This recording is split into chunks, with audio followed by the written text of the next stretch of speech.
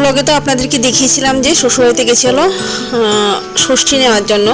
তো ষষ্ঠী কমপ্লিট করে মা রান্না করেছিল মাছ আরও ডাল অনেক কিছু রান্না করেছিল, ওইগুলি দিয়ে দুপুরবেলা খাওয়া হয়েছে। কিন্তু যেহেতু বৃষ্টি ছিল তার জন্য মাংস অন্ত যেতেই পারিনি বাবা।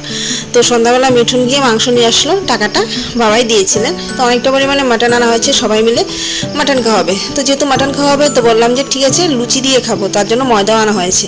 তো দিনের বেলা তো মাছ খেয়েছি, তো এই বেলা হবে লুচি আর পাঁঠার মাংস। তো মিঠুন গিয়ে মাংসটা এনে দিল, কারণ আবার রান্না করে খাওয়া দাওয়া করে বাড়িও ফিরতে হবে। সোনাকে নিয়ে অনেকটা রাত হয়ে যাবে রান্নাবান্না করতে, কারণ মাটন রান্নাতে অনেকটা সময় লাগে। তো আমি ঝটপট লেগে পড়েছি কাজে। আর মা বললো যে এখন রান্নার দায়িত্ব নাকি আমার, দিনের বেলা মা করেছে তো মাটনটা আমাকেই রান্না করতে হবে। তো সেই অনুযায়ী আমি লেগে পড়লাম ধুয়ে টুয়ে। এই যে দেখুন এখানে নুন হলুদ আর সর্ষের তেল দিয়ে আগে মাংসটাকে একটু ভালো করে ম্যারিনেট করে রাখছি। মশলাপাতি কিছুই রেডি করা হয়নি, তো যতক্ষণ মাংসটা ম্যারিনেট হচ্ছে ততক্ষণ আমি মশলাপাতি রেডি করে নেব। এই যে মশলা টশলা রেডি করে বসিয়ে দিয়েছি হলো তেজপাতা আর পেঁয়াজ ফোড়ন। পেঁয়াজটা একটু ভাজা হয়ে গেলে এর মধ্যে যে হলুদ নুন দিয়ে মাখা মাংসটা ওইটাকে সঙ্গে একটু পেঁয়াজ দিয়ে একটু কাঁচা পেঁয়াজও দেওয়া হবে, এটা দিয়ে একটু আগে ভেজে নেব ভালো করে। এই যে দিয়ে দিয়েছি, এর মধ্যে কোনো মশলাপাতি দিইনি, শুধুমাত্র একটু পেঁয়াজ কুচিয়ে দিয়েছি।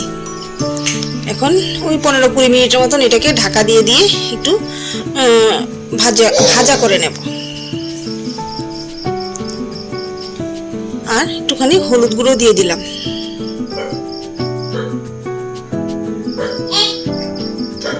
এই যে ঢাকা দিয়ে দিয়েছি, কারণ মাটন সেদ্ধ হতে অনেক সময় লাগে।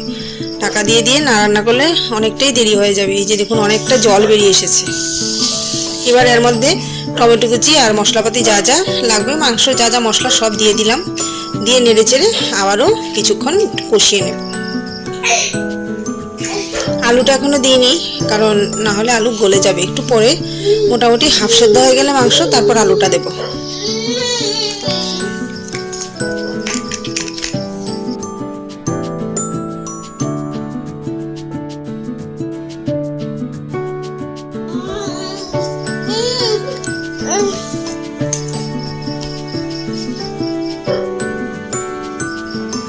এই যে মোটামুটি অর্ধেক সেদ্ধ হয়ে গেছে। এবার আলু দিয়ে দিয়েছি, আর দিয়েছিল গোটা রসুন।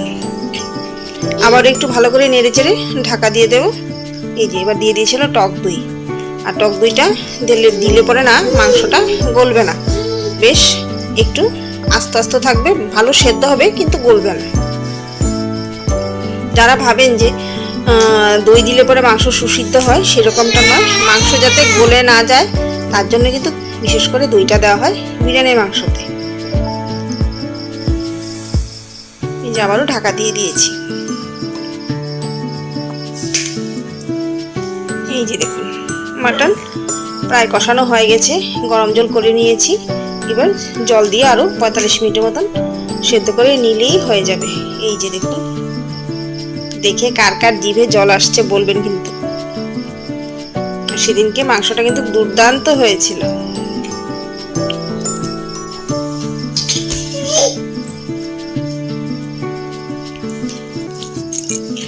মাংস হয়ে গেছে, এবার ভেজে নিচ্ছি হলো লুচি, গরম গরম ফুলকো লুচি।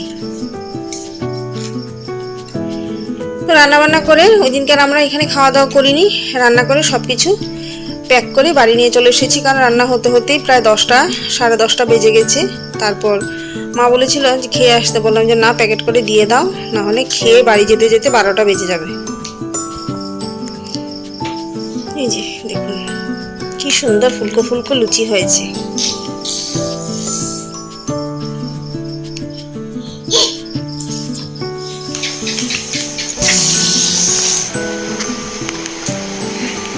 চলে এসেছি বাড়িতে, এখন বাজে হলো প্রায় 11:30। খাওয়া দাওয়া করিনি, রান্নাবান্না করে ব্যাগে ভরে বাড়ি চলে এসেছি। কারণ খাওয়া দাওয়া করতে গেলে অনেকটাই লেট হয়ে যেত, তার জন্য তাড়াতাড়ি খাওয়া দাওয়া সব প্যাক করে দিয়েছে মা, তো নিয়ে চলে এসেছি। এই যে এখনও আমার সোনাকে ড্রেসও খুললাইনি, এসে আগে নিজে ড্রেস চেঞ্জ করে নিয়েছি। আমরা তো দেখলেনি, বানিয়েছিলাম হলো মাটন 1.5 কেজি মাটন আনা হয়েছিল, তো মাটন করেছি আর সঙ্গে লুচি করেছি। তাছাড়াও আগামী পরশুদিন মানে মঙ্গলবার দিন আমার শ্বশুরবাড়িতে আবার লোকনাথের পুজো, তো তার জন্য কালকে থেকে ওরা নিরামিষ খাবে। তো মা অনেক কিছু মাছটা কী জানি দিয়ে দিয়েছে, বলেছে ফ্রিজে রেখে দাও, এনে রেখে দেবে, কারণ ওরা তো আগামী 2-3 দিন নিরামিষ খাবে, তার জন্য। চলুন এবার সোনা পাপা হাত মুখ ধুয়ে আসলে ওকে দিয়ে তারপর ব্যাগপত্র সব বের করবো। বলি বাবালে আমার ময়নার জন্য তো কুকুলে কই দিয়ে। হ্যাঁ হ্যাঁ, তুমি তুমি কি দেখছো মা?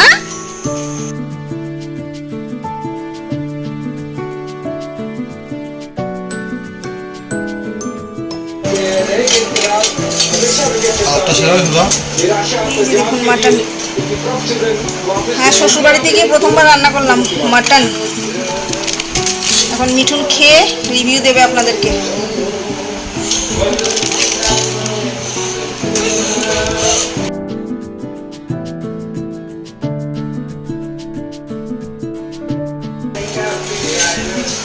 খেয়ে বলবে।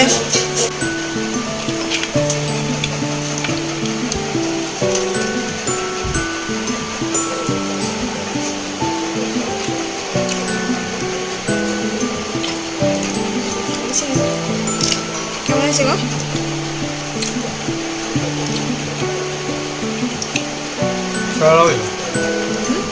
মাংসটা খুব ফাইন, ভালো হয়েছে। করে খুব ভালো একটা মাংস খেলাম।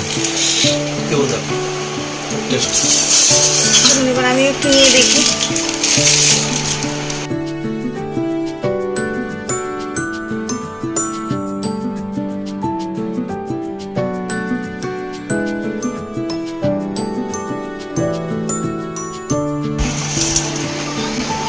চলুন প্রথমে আপনাদেরকে একটু মাটনের কোয়ালিটিটা দেখাই। এই যে দেখুন, একদম চিকেনের মতন গলে যাচ্ছে।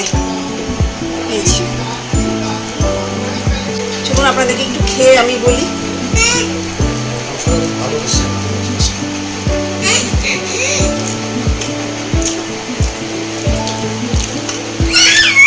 মাটনটা জাস্ট মুখে মাথার মতন গলে যাচ্ছে,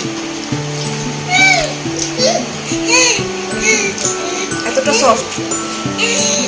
চলুন অনেকটা রাত হয়ে গেছে, একটু এইটুকুই, আবার দেখা হবে নেক্সট ব্লগে। আজকের জন্য টাটা।